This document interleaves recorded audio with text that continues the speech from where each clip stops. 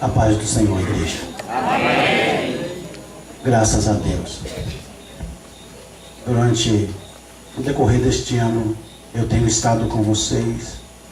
Eu nem sei quantas vezes. Falando sobre família, falando sobre casamento, falando sobre liderança. E eu confesso a vocês que há momentos que a responsabilidade faz a gente repensar. Mas ainda que repense, não podemos correr. Porque quando você encontra a sua vocação, ou você faz, ou você corre, ou você morre. Porque é o que interessa para Deus. Eu fiz uma oração há muitos anos atrás que isto mudou minha vida. Depois de muita frustração, eu disse: Deus, eu só quero para mim aquilo que está no teu coração e nada mais. Eu estava bem empregado, morando em São Paulo. Eu ganhava 18 salário mínimo. Eu fiz esta oração no final do ano 99. Quando entrou o ano 2000, em janeiro eu capotei o carro. Em março eu perdi o emprego. Em junho eu perdi a família. Aí Deus disse: começou. Eu falei: então pode terminar. E mais uma vez estamos aqui para falar de família, de liderança, de casamento. E com certeza Deus tem uma palavra para você. Amém? Eu quero começar relembrando algo que Jesus disse em João 10:10, na parte B. Mas eu vim para dar vida, para que tenham vida e a tenham com abundância. Ele está definitivamente garantindo a vida. Agora, para alguém garantir a vida, ele tem que ser a fonte da própria vida. Para alguém garantir a vida, ele tem que ser o autor da vida. E para alguém garantir a vida, ele tem que ser o alimento da própria vida. Então nós sabemos que ele é a vida. A respeito de alimento, nós sabemos que ele é o pão da vida. E agora em João 10:10 ele está garantindo vida. E vida com abundância. Graças a Deus. Aleluia, glória a Deus. Isso é muito interessante porque isso tem que ser ideologia na mente de um crente, na mente de um cidadão do reino. Isso tem que ser ideológico. Isso tem que se tornar ideia para nós. O que é que tem que se tornar ideia? Depender da fonte da vida. Nós não podemos abrir mão, em momento nenhum da nossa vida, de que Jesus sustenta a vida. E isso tem que se tornar ideia. Ideia é um pensamento capturado. Um pensamento é uma palavra silenciosa. Uma palavra é um pensamento verbalizado. Você pode ter uma ideia, nunca conversar sobre ela e carregar ela para o túmulo com você. Ninguém vai saber da sua ideia. Mas no momento que você começar a falar, ela começa a se estabelecer. É por isso que, quando Deus começou a falar sobre os seus preceitos, os seus princípios, as suas normas, os seus estatutos, os seus mandamentos, as suas leis, então a palavra dele foi estabelecida para todo sempre. Amém.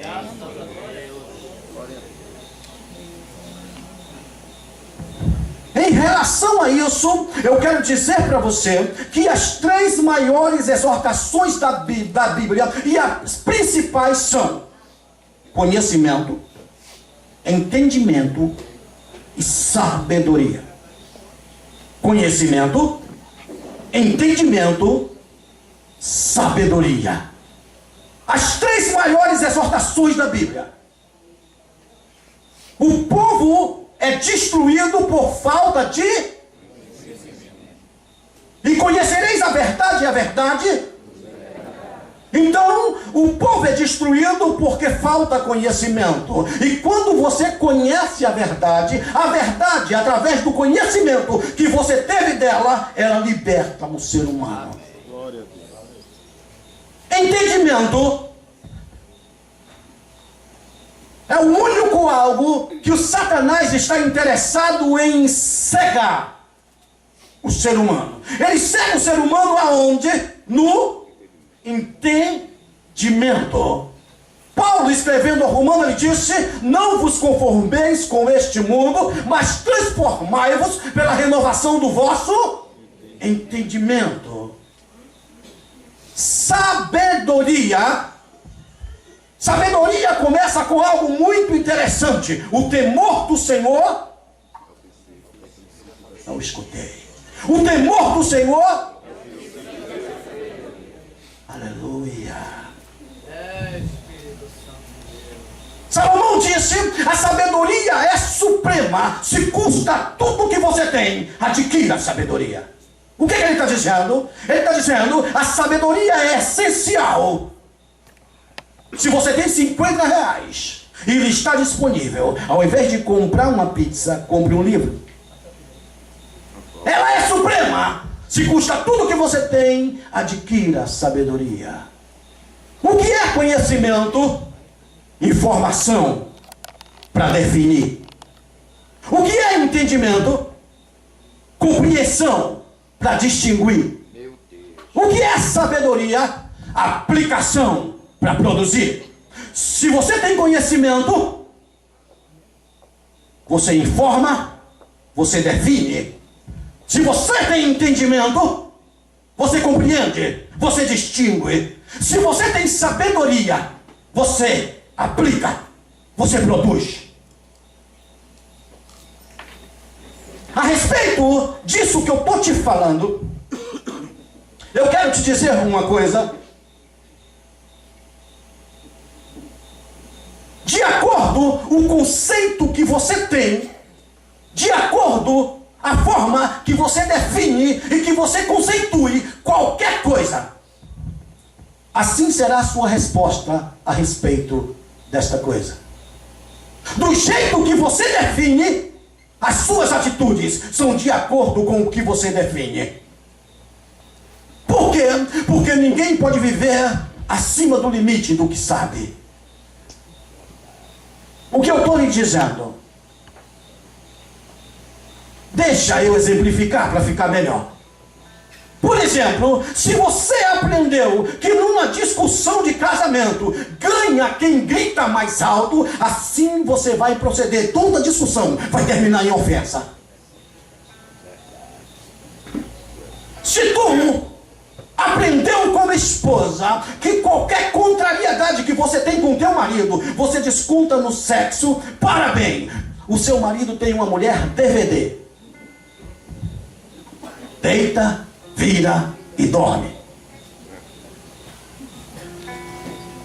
Se você aprendeu que impotência sexual, se você estiver passando por isso, não se fala nisso, cala a boca, não se comenta e fica irritado e não aguenta nem imaginar que está passando por isso, e você se tranca e não quer ouvir falar, parabéns. A sua esposa tem um marido DVD-R. Deita, vira, dorme e ronca.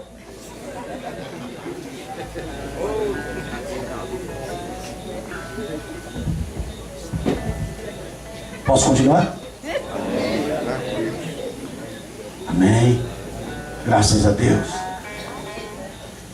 Ainda no âmbito do que eu estou te explicando, a respeito de qualquer coisa na vida, qualquer coisa. Se tu não sabe por que tem, você não tem por que usar. Se você não tem por que usar, não tem por que dar valor. Entendeu? sobre qualquer coisa na vida. Se tu não sabe por que tem, também você não tem por que usar. E se você não tem por que usar, o valor de tal coisa está comprometido, incluindo tua fé, a tua comunhão com Deus, incluindo teu marido, incluindo tua esposa, incluindo teu casamento, tudo o que você pensar.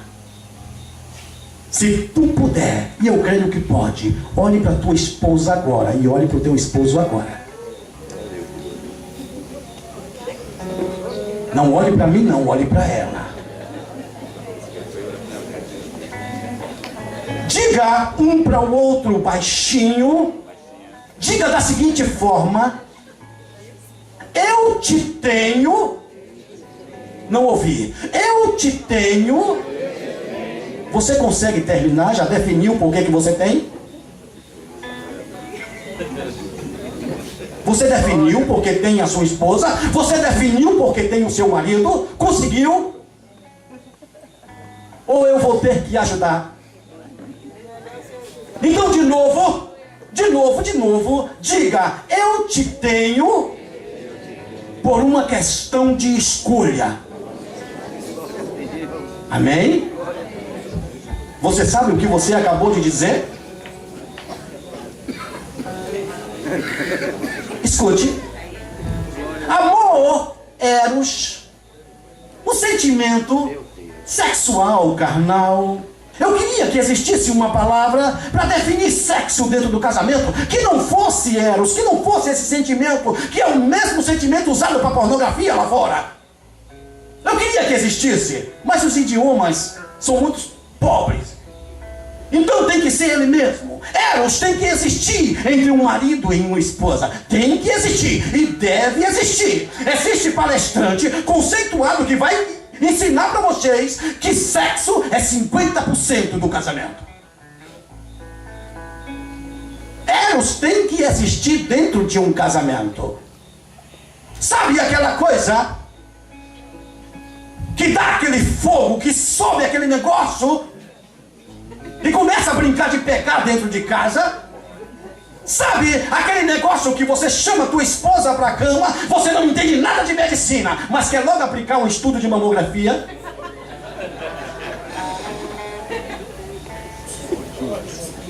Isso tem que existir e deve existir. O que é que não tem que ser? Fundamento para o casamento.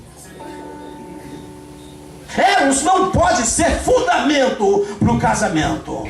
Então qual o fundamento que deve ser para o casamento? O que você acabou de declarar para a tua esposa: eu te tenho por uma questão. Sabe o que você disse para ela? Sabe o que você disse para ele? Eu tenho você pela mesma razão que Cristo tem a igreja. Amém.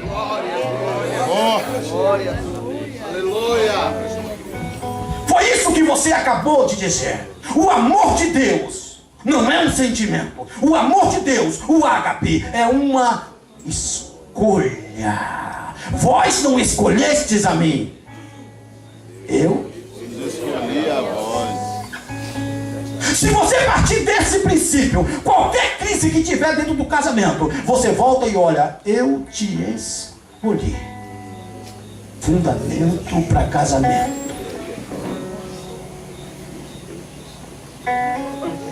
Se você não sabe por que tem, você não tem por que usar. Defina. Se defina. Como esposa, como marido, como mãe de família, como pai de família, como obreiro em Cristo, como liderança da igreja. Se defina. A respeito do autor da vida, do pão da vida e da garantia de vida que é o nosso mestre, deixa eu te falar. Ele deixou uma coisa bem clara, está bem explícita.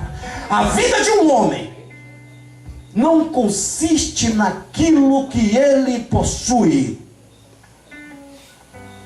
Existe um ditado aí fora que não é de todo modo mentiroso. Diz mais ou menos assim: entre Deus e o dinheiro, o segundo vem primeiro.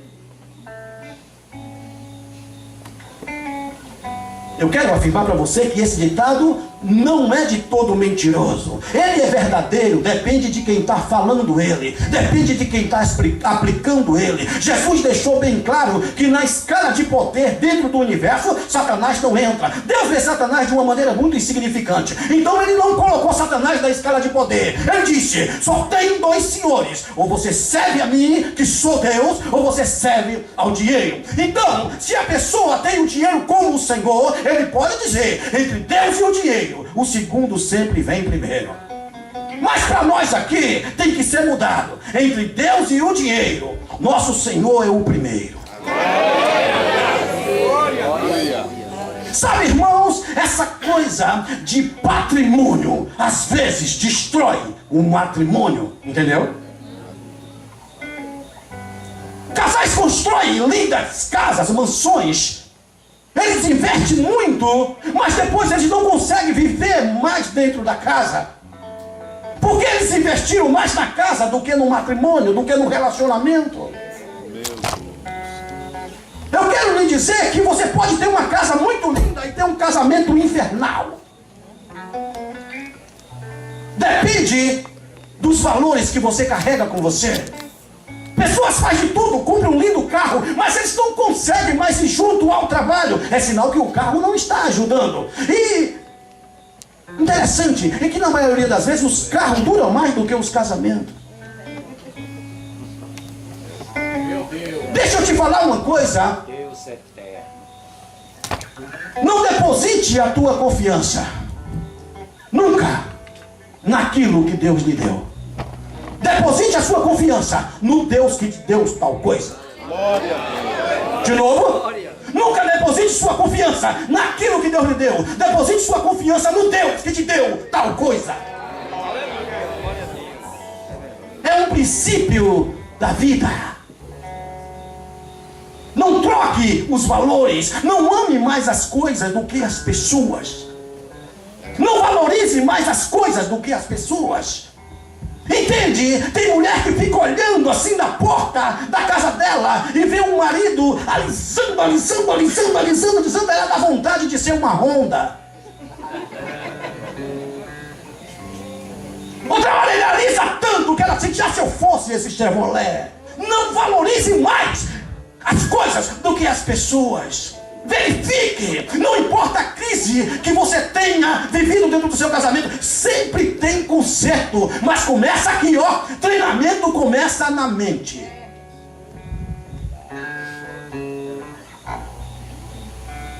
Olha, a vida, segundo Cristo, ela nunca pode e não deve ser um jogo. Jogo tem a ver com vícios, apostas, sorte, azar, injustiça. A vida, segundo o autor da vida, tem a ver com decisões, com leis e com escolhas.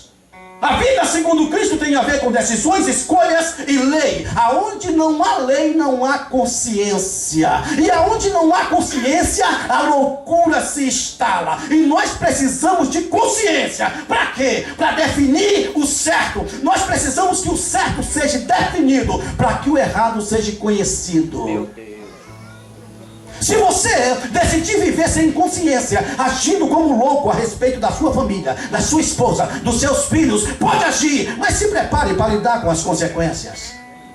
Se você prefere abrir mão da definição daquilo que é certo e abraçar o que é errado, você pode fazer, mas se prepare para você lidar com as consequências. Eu estou lhe dizendo que o certo precisa ser definido para que o errado não seja uma opção. O errado não pode entrar pela sua casa dentro, sentar no sofá, deitar na sua cama, entrar pela sua cozinha e se alojar dentro da sua casa, como se você nunca conhecesse ele. E quando você vai ver, alguém te dá um conselho e você diz assim: eu nem percebi. Quando eu vi, a minha vida já estava toda desgraçada. Defina o que é o certo, para que o errado seja conhecido. Assim, quando ele bater na sua porta, você diz: aqui não, aqui não.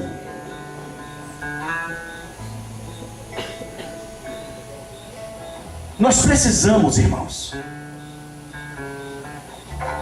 entender que a vida segundo Cristo, ela é definida, ela é estabelecida com ética.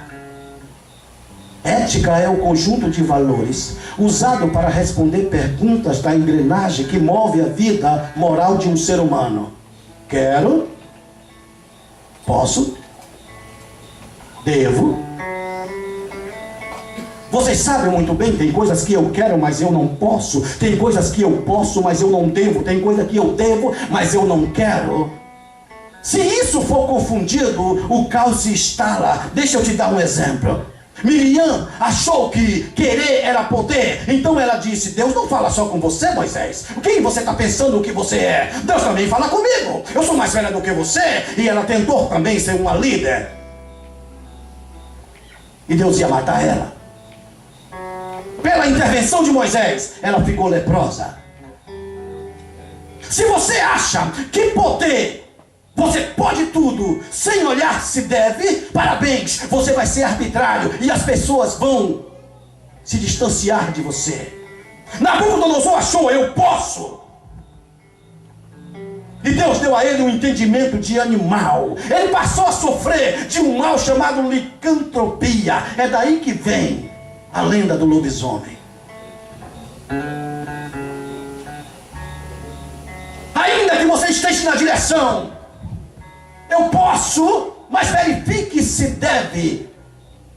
Eli devia fazer. Eli devia exemplar os filhos. Eli devia colocar os filhos de porta para fora do templo. Ele não fez. Preferiu ser negligente, omisso. Deus matou Eli, matou os 2 filhos, matou a nora e a arca foi roubada.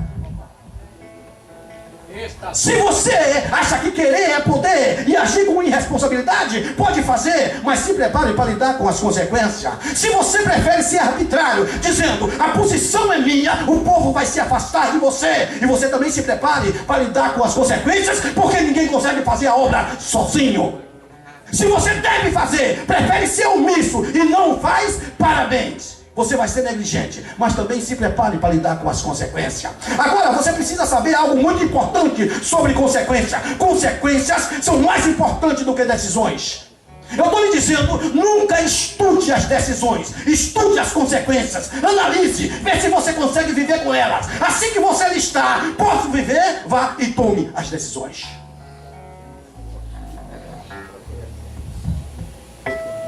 Algumas pessoas na Bíblia tomaram umas decisões loucas, e se Deus não intervém, o caos estava instalado. Lembra de Abraão? Ele negou, omitiu que Sara era sua esposa por 2 vezes. Deus teve que descer e livrar Sara do harém de Faraó. Depois ele entregou Sara na mão de Abimeleque, e Deus apareceu a Abimeleque em sonho e disse assim: olha, se tocar na mulher, tu és um homem morto. Aí ele disse para Deus assim: como eu sou um homem morto? Eu sou inocente? Tu bem sabe disso? Ele disse: tu ouviu?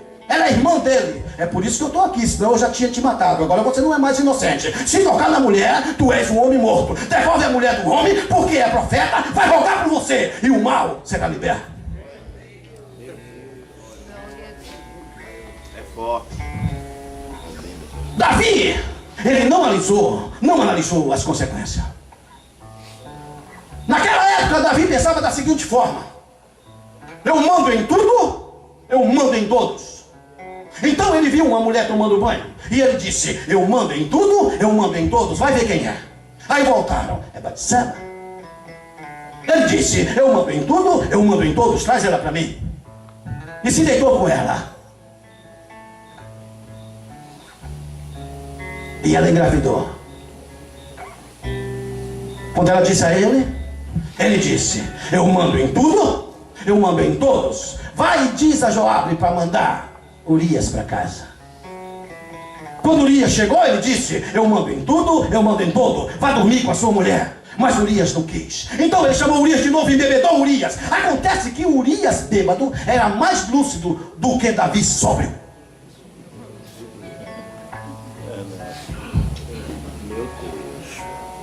Ele embebedou Urias, mas Urias amanheceu no pátio, mas não foi para casa. E ele disse: eu mando em tudo, eu mando em todos. Assinou a sentença de morte e disse: Urias, leva, entrega a Joabe. Coloca esse camarada na frente e recua, deixa ele morrer. Morreram Urias e morreu mais alguns dos homens. Davi disse: eu mando em tudo, eu mando em todos. Isso é muito sério.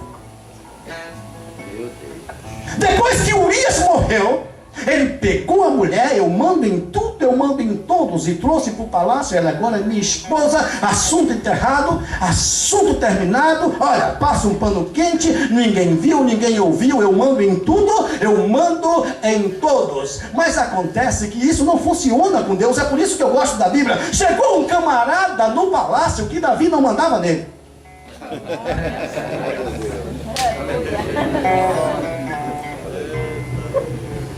E o interessante é que Deus é muito sábio. Ele disse: eu vou fazer esse camarada decretar o que é que ele merece. Então Deus chegou com um profeta que tinha contou uma parábola. Existia um homem que tinha uma ovelha, e existia outro rico que tinha muitas, e passou um viajante, e ele, em vez de matar uma das dele, pegou, só tinha uma do rapaz, e matou, ofereceu ao viajante. A ira de Davi se acendeu, já estava tudo quieto. Ele disse: traga esse cara, é digno de morte. E tem outra coisa, ele tem que pagar 4 vezes mais. Digno de morte, pagar 4 vezes mais. Grave isso. O profeta disse: esse cara é tu, velho. Foi você. Um grande homem, um grande pecado, um grande arrependimento.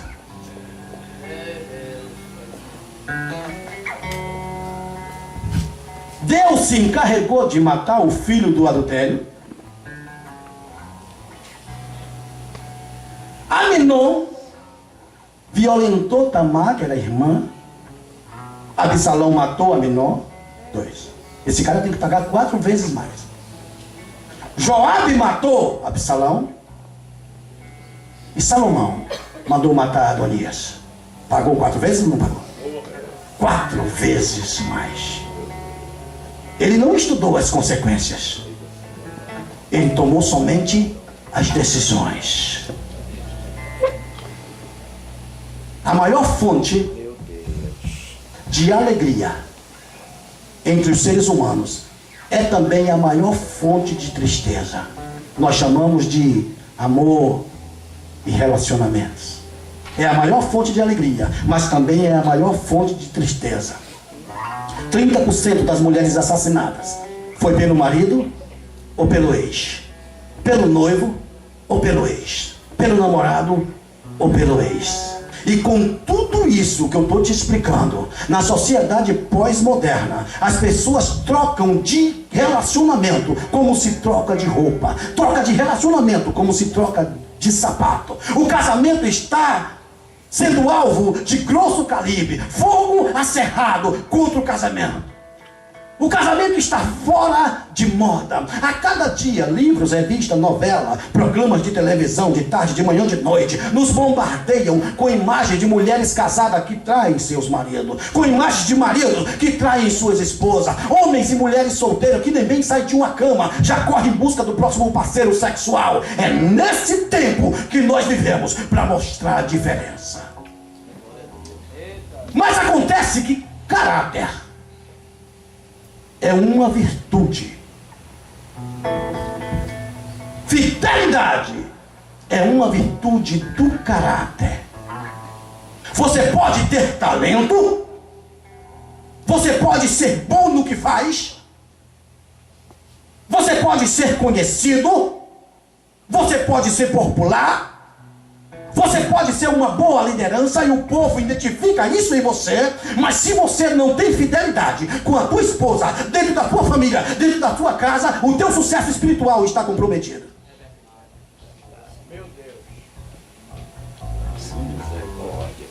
Família no reino de Deus é fundamento. Ele é bem na família, ele serve para cuidar da obra, é fundamento. Não é bom na obra, bom na família. Primeiro a família. É fundamento, teu maior campo missionário. É muito fácil ser um obreiro na igreja. Eu quero ver se você é obreiro dentro de casa. Uma pessoa que conhece você melhor do que você mesmo. Eu quero ver se lá você tem a mesma postura. Eu quero ver se ela reconhece seu ministério dentro da sua casa. Porque isso é fundamento. E precisamos tratar disso. Nós precisamos averiguar essa situação, porque a família, estamos hoje numa sociedade em que aquilo que ensinaram pra gente anos atrás que era errado, hoje estão querendo enfiar na nossa goela abaixo o que é certo. Aquilo que aprendemos que é certo, estão querendo colocar diante dos nossos olhos como errado. E precisamos estar armados até os dentes. É verdade. Precisamos estar como atalaias, vigiando, para não deixar nada de mal entrar no nosso lar, na nossa casa, na nossa família. Tem gente que com tudo isso já nasceu de novo, esquece que o Espírito Santo mora dentro dele, já esqueceu que ele é um novo nascido e opta por uma vida de pecado. Agora deixa eu falar para você sobre o pecado. O pecado casa o homem definitivamente com o inferno, a não ser que o arrependimento defina o divórcio. Na economia de Deus, o encargo de uma responsabilidade divina nunca, jamais pode significar a negligência de outra. Não existe coisa tal. A obra está estragando minha família, a igreja está prejudicando minha família. Deixa eu te falar, sem nenhum medo, se a obra está prejudicando tua família, seja homem, chame o pastor, entregue a obra e Deus vai aplaudir você. O que é que eu estou lhe dizendo? Tudo que Deus chama você para fazer produz vida dentro de você. Se a obra que foi entregue nas tuas mãos não produz vida, está te prejudicando, está arruinando o seu casamento, então eu não tenho medo de lhe falar, você não foi chamado para tal coisa, porque Deus não chama um homem só, Deus chama homem e mulher. Diga para sua esposa, a obra que Deus me deu chamou você também.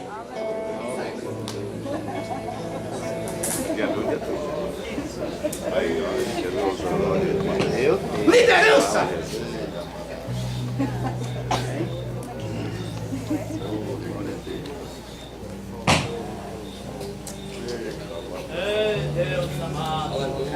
Meu Deus.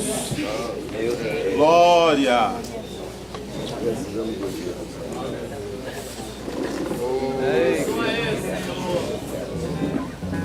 Vocês conseguem me ouvir?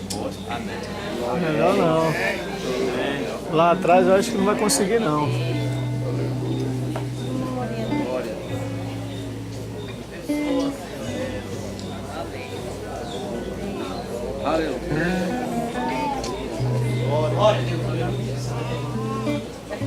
Então,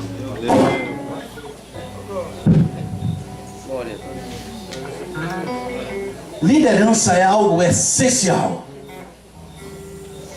Liderança é fundamental. Assumir a posição de líder não faz de você um líder.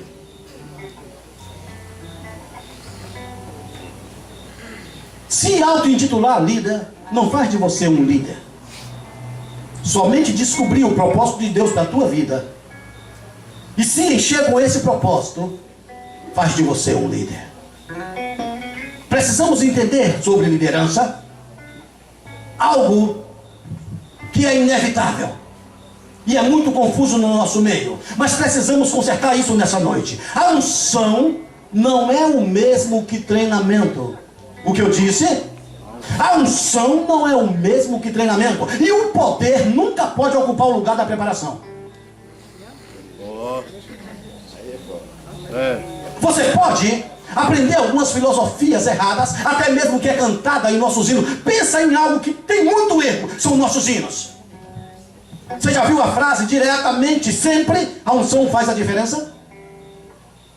Se a unção faz a diferença, o que foi que aconteceu com a liderança de Sansão?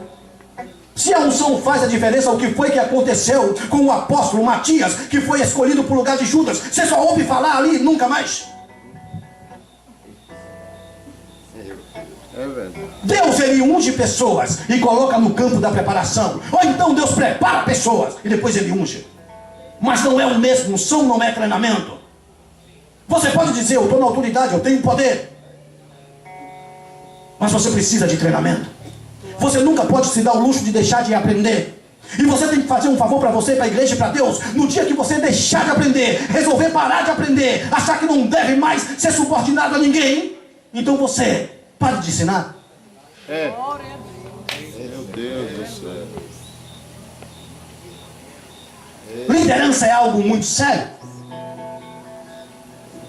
O seu verdadeiro potencial, o que você é capaz de fazer, você só vai encontrar em contato com a sua fonte. Glória a Deus. Você só sabe o que você é capaz de fazer se você tiver comunhão direta com a tua fonte. Aleluia. Os astros estão conectados com o firmamento. Os animais estão conectados com a terra. O peixe está conectado com a água. O corpo do homem está conectado com a terra. Mas o espírito do homem só sabe o potencial se estiver conectado com sua fonte. Glória a Deus. Você já sabe aquilo que você é capaz de fazer se você resolver se conectar com Deus e ouvir dele aquilo que você é capaz de fazer. Outra criação, outro homem não pode dizer o que você é capaz de fazer. Ele também tem que ouvir de Deus o que ele é capaz de fazer. Isso é ciência. Somente uma fonte diz qual o potencial de tal coisa.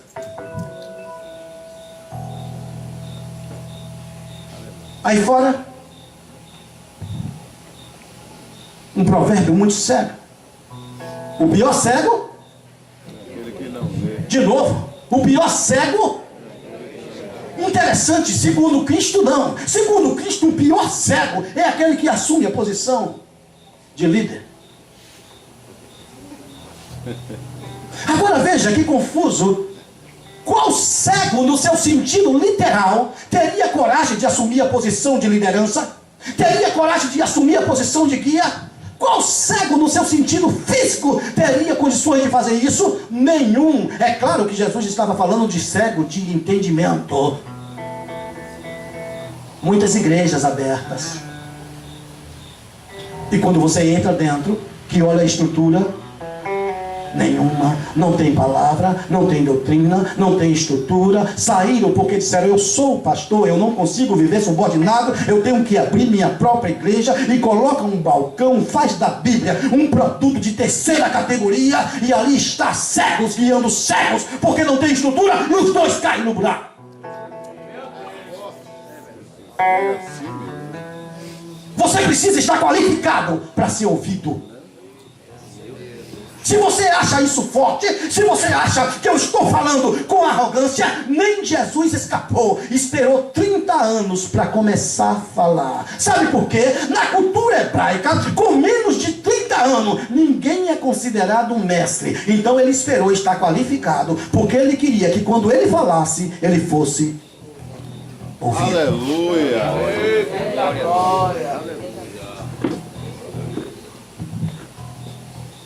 Agarre com você algumas qualidades da verdadeira liderança.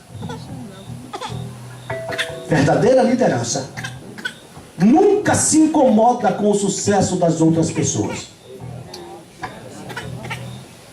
Número 2.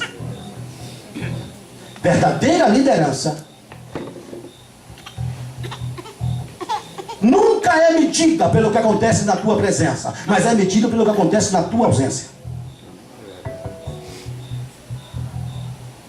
Eu conheço vários pastores que têm medo de viajar e deixar a igreja na mão do segundo. E com certeza o pastor Laurentino conhece bem mais que eu. Mas a verdadeira liderança é medida pelo que acontece na tua ausência. Verdadeira liderança deseja que seus seguidores se tornem maiores que ele. Jesus, mestre por excelência, treina os camaradas e depois diz: é melhor para vocês que eu vá. Quando eu for, vocês vão fazer as obras maiores do que a que eu faço. Glória a Deus. Quarto, para a verdadeira liderança, o sucesso sem um sucessor é apenas um fracasso. Quinto, para a verdadeira liderança, O maior investimento é mentorear pessoas. É isso que está acontecendo aqui. Ele não tem medo de transmitir conhecimento. Ele não tem medo, ele não sofre de insegurança de chamar pessoas que têm conhecimento para poder transmitir e instruir o povo. Ele pensa na vocação dele. Ele ensina. Eu sou o pastor. Tem alguma diferença nisso? A minha vocação é essa. A vocação dele é pastorear. E ele não tem medo de me colocar para ensinar. Sabe por quê? Porque a inveja é uma evidência de que você não sabe quem você é. Quando você descobre quem você é, a inveja cai por terra. E você não fica, se eu fosse igual fulano, igual Bertano. A inveja é uma desgraça. Se aproxime da sua fonte. Descubra para que você nasceu. E a inveja cai por terra. Glória a Deus. Agradeço. Último. Agora deixa eu te falar uma coisa séria. Estamos lidando com liderança. Um exército de ovelhas liderados por um leão sempre vai derrotar um exército de leões liderados por uma ovelha. Consegue repetir? Exército de ovelhas. Repete aí. Um exército de ovelhas liderados por um leão sempre vai derrotar um exército de leões liderados por uma ovelha.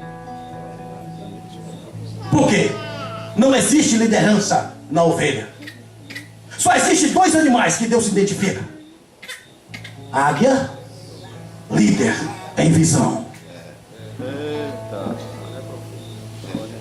O leão, líder na atitude. Interessante. O leão não é o mais forte, não é o mais alto, não é o mais inteligente. Ele é o líder. Por causa de quê? Atitude. Responda comigo.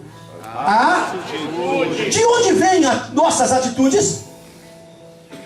As nossas atitudes vêm da nossa filosofia de vida. Ninguém vive sem filosofia. Por mais simples que seja, você tem a sua filosofia de vida. O pastor Laurentino tem a dele, eu tenho a minha. E cada um dos que estão aqui tem a sua filosofia de vida. Filosofia, uma palavra grande, duas em uma. Filo, amor, sofia, pensamento ou conhecimento. Filosofia significa você amar aquilo que você pensa. É por isso que Deus diz: medita na minha lei de dia, medita na minha lei. Então você começa a meditar na lei e você começa a amar aquilo que você está pensando. E ele te diz: pensai nas coisas que são. Então a palavra se torna a sua filosofia de vida. De onde vêm nossas filosofias? Do nosso sistema de crença. Assim como você crê, são as suas filosofias. De onde vem o seu sistema de crença? Vem das suas ideias. E de onde vêm as suas ideias? Dos seus preceitos. O que é preceito? Antes, seito, pensamento. Um pensamento antes do pensamento original. Se você organizar um preceito, você tem uma ideia formada em sua mente. E daí parte toda a tua filosofia de vida. Verdadeira liderança no reino de Deus é sobre quem? Escute. Verdadeira liderança para o reino é sobre quem? E não sobre aquilo.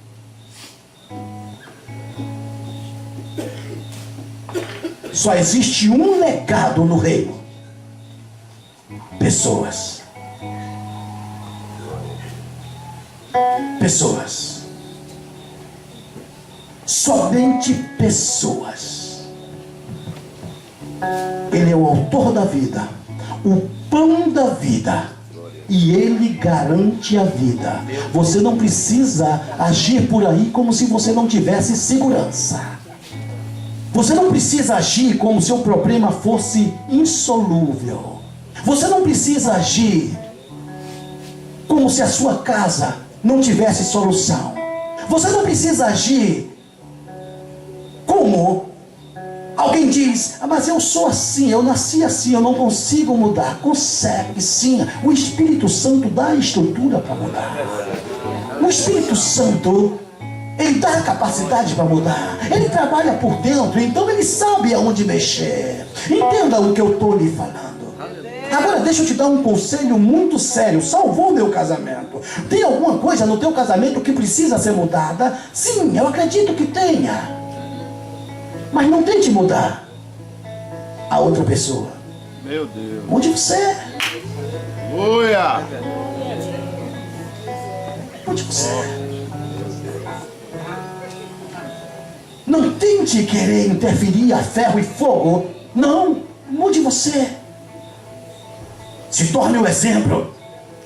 A coisa vai andar, vai melhorar. Entendeu?